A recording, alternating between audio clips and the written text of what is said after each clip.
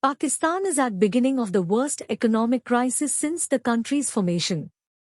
Pakistan continues to put its faith in the International Monetary Fund, IMF, for a bailout from its severe economic crisis despite increasing debts and skyrocketing inflation. But the developing political issue might prevent that. What challenges does the neighboring nation face, and how might this impact India? Pakistan has been falling into an economic collapse due to its debt trap, bringing back recent memories of Sri Lanka's financial and political crisis.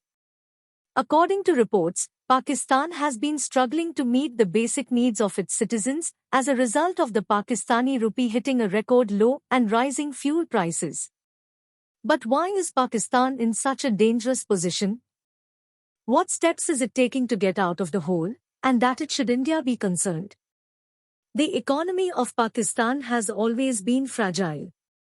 Today, however, it is different since it is in danger of collapsing. The World Bank stated in a study published in October of last year that while Pakistan had significantly reduced poverty over the previous 2 decades, results in terms of human development remained lagged. The country's economy has been pushed to a dangerous level due to numerous reasons. These include debt. The World Bank estimates that Pakistan's total external debt stocks will rise from $115.695 at the end of 2020 to $130.433 billion by the end of 2021. According to SEEK figures, the nation's external debt reached $126.9 billion in September 2022. According to Reuters, Pakistan's debt-to-GDP ratio is currently at a risky level of 70%, and this year, 40–50% of government revenue will be used to pay interest. According to Mint, out of Pakistan's $27 billion in bilateral debt, about $23 billion is made up of loans from China. Pakistan inflation at 48-year high. According to Bloomberg, the nation's inflation reached a 48-year high in January as thousands of containers of food, raw materials, and equipment sit in ports as a result of the cash-strapped government's restrictions on imports. Recently, it deteriorated to 27.55%. The value of a nation's currency typically depreciates when inflation is higher. This is so because rising inflation devalues a currency's purchasing power, which makes it less valuable in relation to other currencies. We now get to the issue at hand, the Pakistani rupee. Pakistani rupee plummets. The Pakistani rupee had its largest one-day decline in more than 20 years on 26 January, according to the Central Bank of the nation, in a decline that could convince the IMF to start funding to Pakistan again. According to analysts, this was the biggest one-day loss in more than 20 years, according to Reuters. Pakistan eliminated an artificial cap on the rupee last week, which caused it to fall 14.73% in interbank trading over the last 3 trading sessions. Foreign exchange reserves at a new low. Pakistan's foreign exchange reserves fell to $4.3 billion in January of this year, its lowest level since 2014, according to an Al Jazeera article. The State Bank of Pakistan, SBP, it was said, has made this announcement following the repayment of part of the nation's obligations under its external debt. According to the study, the SBP also showed that commercial banks have $5.8 billion, for a total of almost $10.1 billion. Also, as of 20th January 2023, the government's entire liquid foreign reserves held by the country stood at $9.45 billion, according to the SBP's report. Possible political crisis. Constant political turmoil may hinder a timely and explicit policy response, according to other sources. Remarkably, no Pakistani Prime Minister has served the full 5-year term. To maintain the present situation, Shahbaz Sharif took charge in 2022 and overthrew Imran Khan.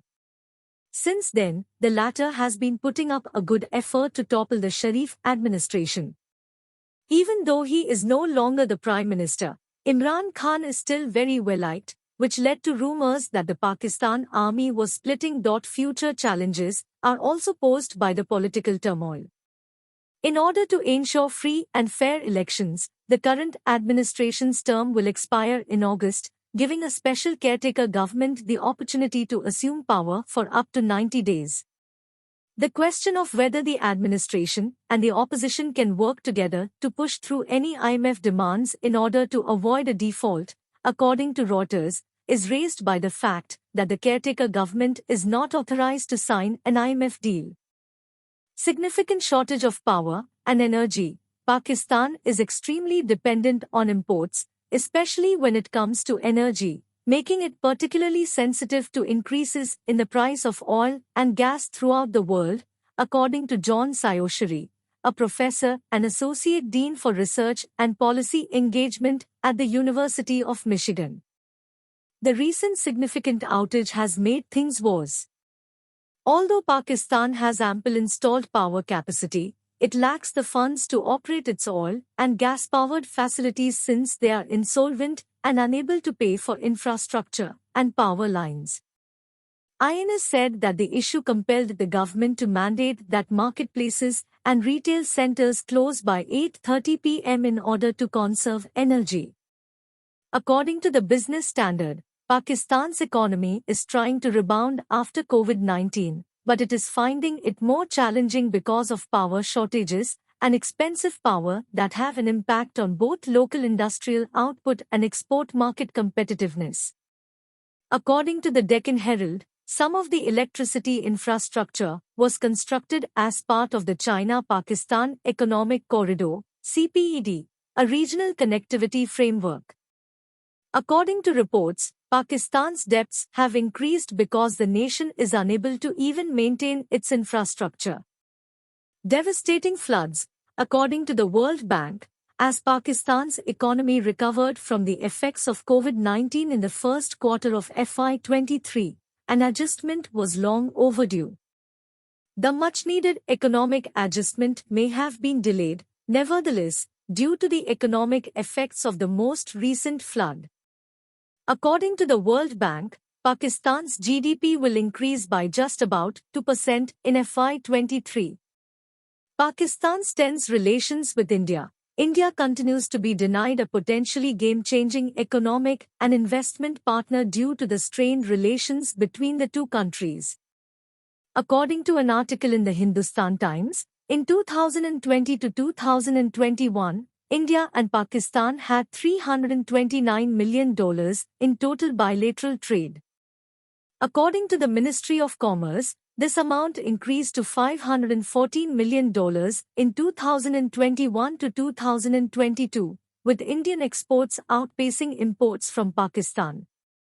The Ministry of Trade stated in 2020 that terrorism emanating from territory under Pakistan's authority remains a major concern in bilateral relations. Simply said, niggles. Investor trust in the nation is declining, according to Sayosari. Ordinary people are suffering greatly as a result of rising food and fuel prices.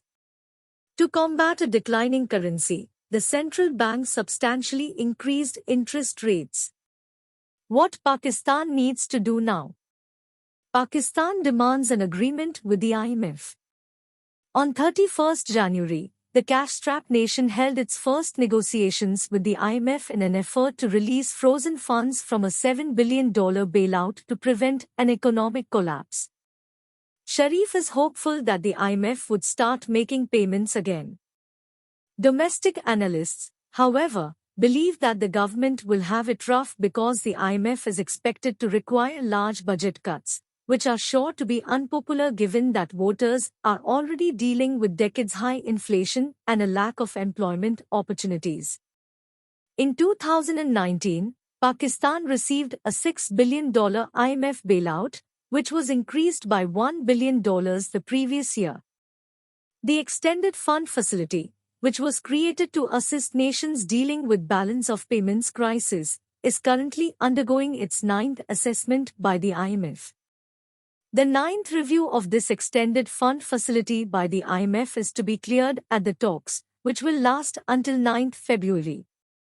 If the disbursements do not arrive by June, there may be a 6-month gap until the new administration enters office, during which Pakistan's 220 million people will practically go without food, driving the country to the point of collapse, according to Reuters. How much money does Pakistan require? Money Control reported the State Bank of Pakistan, SBP, as indicating that the nation needs $20 billion over the following 12 months to cover debt payments. The only coupon or interest payment due on Pakistan's international bonds this year is $500 million, but the head of the central bank has stated that $3 billion is required to cover all external debt payments. Pakistan's bonds still trade for less than half of what they were originally issued for. Former Pakistani Finance Minister Miftah Ismail suggested Islamabad might be better off just going to those countries that we owe a lot, or to the institutions we owe a lot, and trying and get some more long-term loans because it has only $8.6 billion worth of such bonds, as opposed to the $30 billion Pakistan owes to China. The international world, which includes nations like Saudi Arabia and China, has contributed $9 billion to assist Pakistan in recovering from the floods. Nonetheless, Pakistan will require more than $9 billion infusion to emerge from the crisis. Much of this money should come from private sources. For advantageous economic opportunities, such as the energy corridor connecting the Arabian Sea to China's western provinces and the strategically significant port of Gwadar, China will look to Pakistan. According to Sayosari, China would also look to Pakistan for assistance on geopolitical concerns spanning from the Taiwan Strait to Afghanistan and Ukraine. He stated that Riyadh will anticipate Pakistan's support for Saudi activities in the Persian Gulf and for the Saudi government's duty as the protector of Mecca and Medina's sacred sites. Funds from the IMF will assist Pakistan in avoiding a default on its international debt, which may have catastrophic effects on both its population and economy. In this way, replenishing foreign reserves is essential. Yet, if Pakistan's reserves increase to levels that inspire confidence in its ability to pay its debts, aid programs will make the flood recovery much more manageable. Should India worry?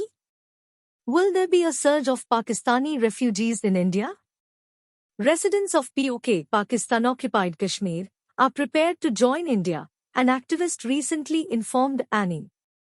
He talked on the surge in the price of flour and wheat. In a video, he remarked, people in POK are demonstrating because they are tired. If it occurs, the immigration may cause problems with law and order in India. Due to the turmoil, India's exports to Pakistan may also suffer. Furthermore, it has been suggested that Pakistan's severe economic crisis may strengthen Chinese influence there. India, which recently engaged in conflict with China at the line of actual control, may be impacted directly or indirectly by this.